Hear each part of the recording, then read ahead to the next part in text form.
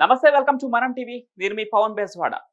అంతరిక్షంలో చిక్కుకున్న NASA వ్యోమగాములు Sunitha Williams, Butch విల్మోర్లు ఎట్టకేలకు భూమికి తిరిగొచ్చారు.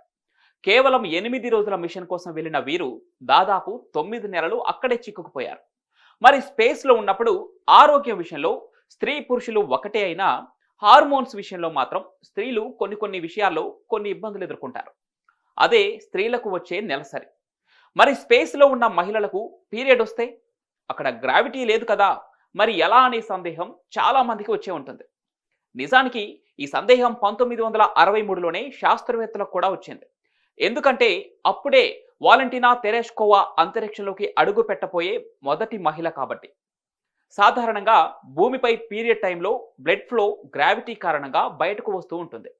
కానీ అంతరిక్షంలో మైక్రో గ్రావిటీ ఉంటుంది. అంటే అక్కడ గాలిలో తేలుతూ ఉంటారు. అలాంటి సమయంలో బ్లడ్ బయటకు రాకుండా గర్భాశయంలోనే నిలిచిపోతుందేమో అనే భయం శాస్త్రవేత్తల్లో ఉండేది.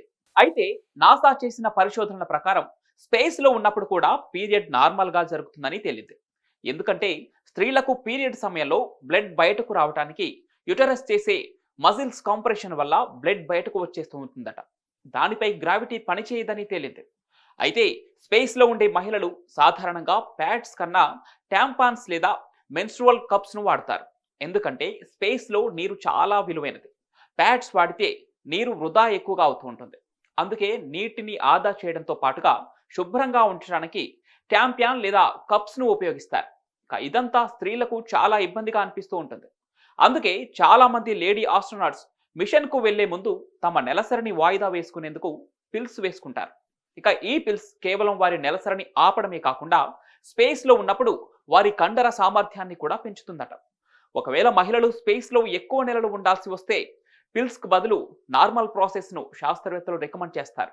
అయితే పరిమితంగా లభించే నీరు, తక్కువ స్టోరేజీ స్పేస్ కారణంగా వ్యోమగాములు వ్యర్థాల తొలగింపు, పరిశుభ్రత విషయంలో మరింత జాగ్రత్త తీసుకోవాల్సి ఉంటుంది.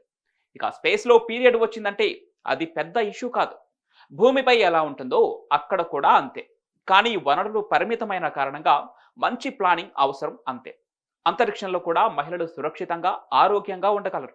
శరీరంలో జరిగే ప్రక్రియల్లో చిన్న మార్పులు తప్ప పెద్దగా భయపడాల్సిన అవసరం లేదని అంటున్నారు. ఈ ఇన్ఫర్మేటివ్ వీడియో మీకు నచ్చినట్లయితే లైక్ చేసి షేర్ చేయండి. ఇలాంటి మరిన్ని వీడియోల కోసం మనం టీవీని సబ్స్క్రైబ్ చేసుకోండి.